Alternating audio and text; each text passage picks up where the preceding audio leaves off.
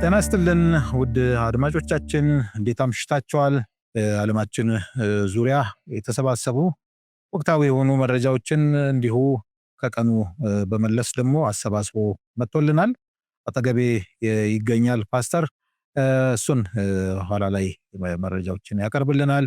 እንዲሁም ደግሞ መልእክትም የእግዚአብሔርን ቃል መልእክት በእጁ ስላለ እሱንም ያካፍለናል። ከዚች መሸጋገሪያ በኋላ ተመልሰን የምንመጣ ይሆናል። እስከዚያው ድረስ መልካም ጊዜ ይሁንላችሁ። ይልቃል አስራት ነኝ ከምፅዓቱ አዋጅ ነጋሪ አገልግሎት።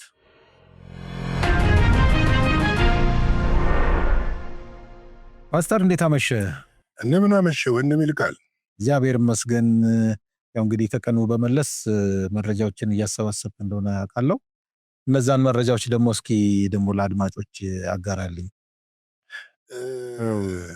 እንግዲህ ምንድነው መሰለህ በዓለም ላይ በተለያዩ አህጉር ወይም ሀገራት ስጋት ተደቅኗል። ስጋት የደቀነው ነገር አንዱ የኒኩለር ነው። አድማጮቻችን መቼም በተለያየ ዜና ይሰማሉ እያለው ብዙ ቅዱሳኖች ግን ስለ ኒኩለር ያወቅን አይመስለንም። ኒኩለር ማለት ዓለምን ባንዴ ሊያጠፋ የሚችል ተመልሶ የሰው ልጅም ሆነ ህይወት የሚባል ነገር የማይኖርበት መሳሪያ ነው። ደምሳሽ ብቻ አይደለም፣ ልታረመው የማትችል የሚቀጥለው ይሄንን አላደርግም ብለህ ልትለው የማትችል መሳሪያ ነው። የሚታረሙ ነገሮች እኮ አሉ። ሚሳኤል ተኩሰህ ልታረም ትችላለህ። የተወሰነ ሰው ገለ ዓለምን ካጠፋ በኋላ ምንም አራተኛው ዓለም እንደውም አንዳንድ ሰዎች ምን ይላሉ? ሶስተኛው ዓለም ጦርነት ከተነሳ አራተኛው ዓለም ጦርነት የሚባል ነገር የለም ይላሉ። እንግዲህ ይሄ ነገር በጣም እየተፋፋመ የመጣበት ነው። ምንድነው አሁን አንድ አስደንጋጭ የወጣ መረጃ ለእኔና ለአንተ እንኳን ብዙም አስደንጋጭ አይደለም፣ ለዓለም ህዝብና ለአንዳንድ ሀገሮች አስደንጋጭ የሆነው ኢራን ለ10 የአቶሚክ ቦምብ መስሪያ የሚሆን የዩራኒየም ማበልጸጓን እንዳላት የበለጸገ ዩራኒየም እንዳላት ታምኗል። ይህንን ያሳወቀው ደግሞ የዓለም አቀፉ አቶሚክ ኤጀንሲ ነው እና ድርጅቱ የገለጠው ከሰላማዊ አገልግሎት ውጭ የሆነ እንግዲህ ብዙ ጊዜ የኢራን መከራከሪያ ይሄ ነው። እኛ ዩራኒየም የምናበለጽገው የሰላማዊ ለግብርና ለኤሌክትሪክ ለተለያዩ ልማቶች ነው የምንጠቀምባቸው ለሕክምና ምናምን ብለዋል። ነገር ግን አሁን የአቶሚክ ኤጀንሲ ያወጣው መረጃ ምንድነው? ይህ ደረጃ ላይ የደረሰ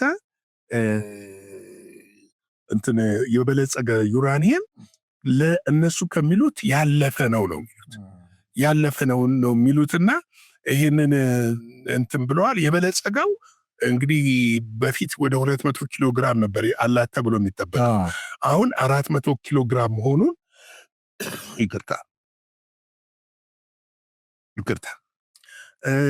400 ኪሎ ግራም መሆኑን የደረሰ ሲሆን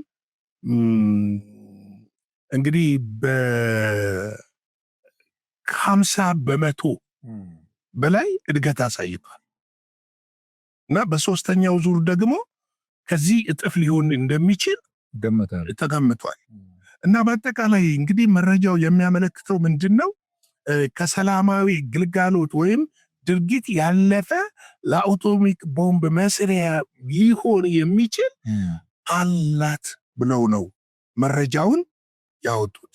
እና ይህንን መረጃ የሰሙት የእስራኤል ጠቅላይ ሚኒስትር የሆኑት ጉዳዩ ዓለም በአስቸኳይ እንዲያስቆም ጠይቀዋል። ጥያቄው ሾርኒ ነው። ዓለም በአስቸኳይ እንዳይቆም ካልሆነ ግን የሚቆምበትን መንገድ እንፈልጋለን ብለዋል።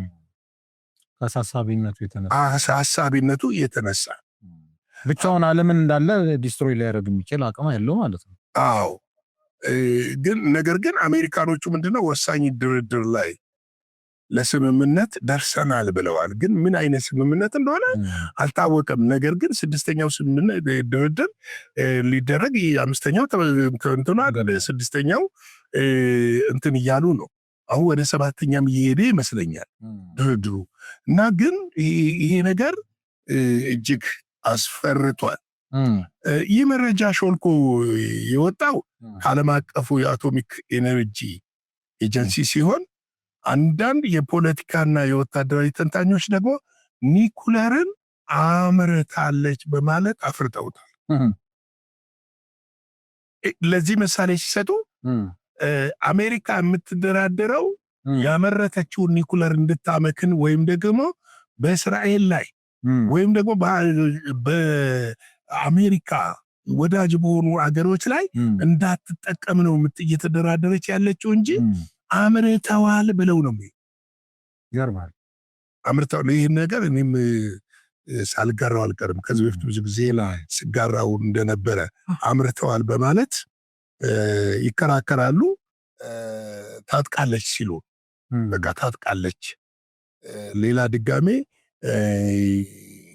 ሌሎቹ ደግሞ ምንድነው የሚሉት 1 ሳምንት ይቀራታል ብለው ይናገራሉ። ኤጀንሲውም ይህንን እንትን ብሏል፣ አንክሮ ሰጥቶታል። 1 ሳምንት ይቀራታል የሚልና በ1 ሳምንት ውስጥ ጀስ ልትለውጠው ግን ትችላለች የሚል ሁኔታ ይታያል። ይህንን ተከትሎ እስራኤል ኢራንን ለመምታት ዝግጁ አለርት ሆና ነው ዝግጁ ያለችው። ነገር ግን አሁን ላይ ያለው ግፊት ምንድነው? የአሜሪካንን ትዕዛዝ እንደማይጠብቁ እየተናገሩ ነው ያሉት። ኤኒታይም ሊመቱ እንደሚችሉ እየተናገሩ ነው። አሜሪካ ግን ለሚፈጠረው ነገር እኛ የለንበትም፣ ይህንን ነገር በአስቸኳይ እስራኤል እንድታቆም የሚል መመሪያ እየሰጡ ነው ያሉት። እንግዲህ ምንድነው ኢራኖች ደግሞ ኤጀንሲው ያወጣው ለእስራኤል የፕሮፓጋንዳ ግባት እንጂ እኛ በዚህ ደረጃ የበለጸገ የለንም ብለዋል። የውጭ ጉዳይ ሚኒስትሩ የኢራኑ እሳቸው እንደዛ ብለዋል። ለፕሮፓጋንዳ ኤጀንሲ የተጠቀመበትን ነው። ኤጀንሲው በእስራኤል ተጠርፏል ብለን እናምናለን ብለዋል። እንግዲህ ኤጀንሲው ግን ይህንን ካላችሁ ገብተን እንፈትሽ፣ ገብተን አይተን እናንተ ያላበለጸጋችሁት መሆኑን አሳዩን የሚል ነው። ይህንን ፍቃድ ለመስጠት ኢራን ዝግጁ አይደለችም። እንግዲህ አሜሪካ በሰጠችው ማስጠንቀቂያ ኢራን መቼም ቢሆን ኒኩለር መታጠቅ አትችልም ብለዋል። ይሁን እንጂ አያቶላ እኛም ቀይ መስመር አለን በማለት ምላሽ ሰጥተዋል። እኛም ቀይ መስመር አለን በማለት ምላሽ ሰጥተዋል። ይሁን እንጂ በአሜሪካ ጋር 6ኛው ዙር ድርድር እየተዘጋጁ መሆኑ ታውቋል። እንግዲህ መቼ ነው የሚደራደሩት የሚለውን ወደፊት የምናየው ይሆናልና ምንድን ለማለት ነው እንግዲህ ስንተከለለው ዓለማችን እንደዚህ ነው። እንግዲህ ቀን ላይ በፓስፊክ ላይ ነበረን። አሁን ላይ ደግሞ እዛ ፋርስ ባህረ ሰላጤ ላይ ነው ያየነው። ይህ ፋርስ ባህረ ሰላጤ ከኤደን ባህረ ሰላጤ ከመካከለኛው ምስራቅ ጋር የተያያዘ ነውና እዚህ ጋር አንድ ነገር ቢከሰት ምንድነው የሚደረገው፣ ምንድነው ማድረግ የሚቻለው የሚለውን ነገር ለመመልከት በጣም እጅግ ከባድ የሆነ ነገር እንዳለ ያመለክተናልና ይህንን ነገር በትክክል እንድንረዳና ቅዱሳን እንድንጸልይ እግዚአብሔርን በመፍራት እንድንመላለስ እንዲሁም ደግሞ ዓለማችን በእንደዚህ ሁኔታ ላይ ካለ መዘጋጀት እንዳለብን ማወቅ አለብን ለማለት ነው። የእግዚአብሔርን ቃል እስቲ እዚሁ ምዕራፍ 2 አንደኛ ቆሮንቶስ ምዕራፍ 2 ላይ እንመልከት እስቲ። ቁጥር 1 እንደዚህ ይላል፣ እኔም ወንድሞች ሆይ ወደ እናንተ በመጣሁ ጊዜ በቃልና በጥበብ ብልጫ ለእግዚአብሔር ምስክርነቴ ለእናንተ እየነገርኩ አልመጣሁም። በመካከላችሁ ሳለሁ ከኢየሱስ ክርስቶስ በቀር እርሱን እንደተሰቀለ ሌላ ነገር እንዳላውቅ ቆርጬ ነበረ። እኔም በድካምና በፍርሃት ብዙ መንቀጥቀጥ በእናንተ ዘንድ ነበርኩ ይላል። ደስ ይላል። የጳውሎስ መልእክቶች ምናምን አንደኛ ትምክህቱ ክርስቶስ ነው። ሁለተኛ ከክርስቶስ ውጭ ሌላ ነገር ላለማወቅ ቆርጦ ነበረ። ጥሩ ነው መማር፣ ጥሩ ነው መስራት፣ ጥሩ ነው ገንዘብ መያዝ፣ ጥሩ ያስፈልጋል፣ ሁሉ ያስፈልጋል። አሁን ገንዘብ ለወንጌል እኮ ያስፈልጋል አይደል? ያስፈልጋል፣ ምንም ጥርጥር የለውም። እኛ በጣም እንድትረዱን የምንፈልገው አያስፈልግም እያልን አይደለም። ነገር ግን ዋነኛችን ኢየሱስ ብቻ መሆን መቻል አለበት ነው። ዋነኛችን ጥበባችን ሳይሆን፣ እውቀታችን ሳይሆን፣ ገንዘባችን ሳይሆን፣ ንብረታችን ሳይሆን፣ የኛ ብልጫ የምንላቸው ከሰው የበለጥንባቸው ነገሮች ሳይሆን ብልጫችን መሆን ያለበት ኢየሱስ ክርስቶስ መሆን አለበት። በቃ ብልጫ ብለን የምንለው እርሱን ለሰዎች ለመናገር መሆን መቻል አለበት። ብልጫችን ዋናችን እርሱ መሆን አለበት። ሌላ ትምክት እንዲኖረን አያስፈልግም። ሌላ ነገር እንዲኖረን አያስፈልግም። ሌላ ነገር ማወቅ ጥሩ ነው፣ ግን አይጠቅምም። ከምድር የሚያልፍ ምንም ነገር የለም። በዚህ ምድር ላይ ያወቅነው፣ የሰበሰብነው፣ ያከማቸነው፣ የያዝነው ምንም ነገር ከምድር አያልፍም። ከምድር የሚያልፍ አንድ አለ፣ የናዝሬቱ ኢየሱስ። የመረጠን፣ የጠራን፣ የሞተልን፣ ከሙታን የተነሳው፣ ተመልሶ የሚመጣው እርሱ ከምድር ያልፋል። እሱን ጠበቅ አድርጎ መያዝም ከምድር የሚያልፈውን ነገር። አሁን ሰው የሚጋደለው የሰውን ጦርነት ተመልከት፣ የሰውን ጥል የቤተ ክርስቲያንን ጥል ተመልከት፣ የቅዱሳን የወንድማማቾችን ጥል ተመልከት። እስቲ በምድር ላይ ባለው ነገር በሚያልፈው ነገር ነው። ጥል ነው በምንሄደው ነገር ነው። መቼ እንጠራ፣ እንዴት እንጠራ፣ እንስሳት እንጠራ የማናውቅ ሰዎች፣ በነፍሳችን ላይ አዛዥ ያልሆን ሰዎች በምድር ነገር ላይ ምን እናደርጋለን? እንፋለማለን። ስለዚህ እኔ ወደ እናንተ ስመጣ በብዙ ድካም ነው፣ በብዙ ፍርሃት ነው፣ በመንቀጥቀጥ ነው በእናንተ ዘንድ የመጣሁት። በቃ እግዚአብሔር አሁን ስላረገኝ፣ ስለቀባኝ፣ ስለሾመኝ አላለም። እንደ ዘመኑ አላለም። እናንተ አለቃ ጌታ እኔ ነኝ አላለም። ክርስቶስን አሳየ፣ ክርስቶስን አመለከተ። ትምክህቱ እሱ እንደሆነ አወቀ። በብዙ ፍርሃት፣ በብዙ መንቀጥቀጥ በእነሱም ፊት በእግዚአብሔርም ፊት ኢየሱስን ለማክበር የቆረጠ ነበረ። እግዚአብሔር ይሄን መንፈስና ይሄን ልብ ይስጠን። አሜን አሜን። ይሄን መንፈስና ይሄን ልብ ይስጠን ወንድሞቼና እህቶቼ። ስለዚህ ጌታ ኢየሱስ ይባርካችሁ። አጭር ጸሎት ልጸልይላችሁ። ለምን ውስጤ እንደመጣ አላውቅም። እግዚአብሔር ሆይ ሲንን ሚዲያ ለሚያዳምጡ ወንድሞቼና እህቶቼ ያንተን መንፈስ ይፍሰስላቸው። መንፈሳዊ አይኖቻቸው ይከፈት። ዘመንን የሚያዩበት፣ ዘመንን የሚያዋጁበት ጸጋ ይሰጣቸው። እግዚአብሔር የዘላለም አምላክ መንገዳቸው የቀና እንዲሆን፣ ለአንተ ቀን የተዘጋጁ እንዲሆን፣ ለአንተ ቀን የሚሮጡ እንዲሆኑ በኢየሱስ ክርስቶስ ስም እንድትረዳቸው ጸልያለሁ። የታመሙ ይፈወሱ፣ ያዘኑ ይጽናኑ፣ የተሰበሩ ይጠገኑ። እግዚአብሔር ሆይ በአንተ መንፈስና ኃይል ይሞሉ። ክብሩ ለአንተ ይሁን በኢየሱስ አሜን አሜን። ጌታ ኢየሱስ አብዝቶ ይባርክ ፓስተር። በጣም በጣም ልብ የሚነካ መልእክት ነው ያቀረብክልን።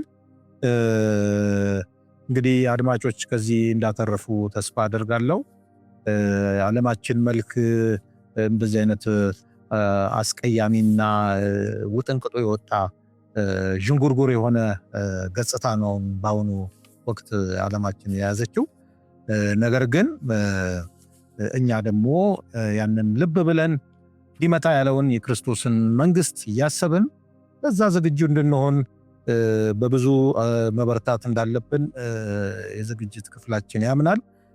ስለዚህ በየዕለቱ እንደነዚህ አይነት መረጃዎች ስናመጣ ዝም ብለን አይደለም እናመጣው፣ ለእናንተ ለማብሰርም ጭምር ስለሆነ ልብ ብላችሁ እንደምታዳምጡን ተስፋ እናደርጋለን። የእግዚአብሔር ፈቃድ ከሆነ እንግዲህ እኔም ፓስተርም ዛሬ የተካፈልነው የዚህ ሀገራዊ የንስሐና የታድሶ ፕሮግራም ነበረ። በዛ ላይ ተመርኩዘን በመጪው ዓርብ ከነገ ወዲያ ማለት ነው በዚህ ጉዳይ ላይ ሰፋ ያለ ጊዜ ይኖረናል። የቀጥታ ስርጭትም ስለሚኖረን ከወዲሁ ማሳሰብ ስለወደድን ነው። ከኛ ጋራ እንግዲህ በዛን ሰዓት ቀጠሮ እንድትይዙ እናሳስባለን። የእግዚአብሔር ፈቃድ ከሆነ ደግሞ በነገው ዕለት ደግሞ እንዲሁ ሳምንታዊው ዜናም ይተላለፋል። ይህንን ከወዲሁ ማሳሰብም ስለፈለኩኝ ነው። እንግዲህ ለዛሬ የያዝነው መልእክትና መረጃ ይህንን ይመስላል። ውድ አድማጮቻችን መልካም ምሽት እንዲሆንላችሁ እንመኛለን። ለሀገር ውስጥ ውጭ ላላችሁ ደግሞ መልካም ውሎና ቀን እንዲሆንላችሁ እንመኛለን። መልካም ጊዜ። ሻሎም። አዘጋጅና አቅራቢ ይልቃል አስራት ነበር። ለዛሬ ያዘጋጅንላችሁ ይህንን ይመስላል። በሌላ ጊዜ በሌላ ርዕሰ ጉዳይ እንገናኛለን። የምፅዓቱ አዋጅ ነጋሪ አገልግሎት መልካም ጊዜ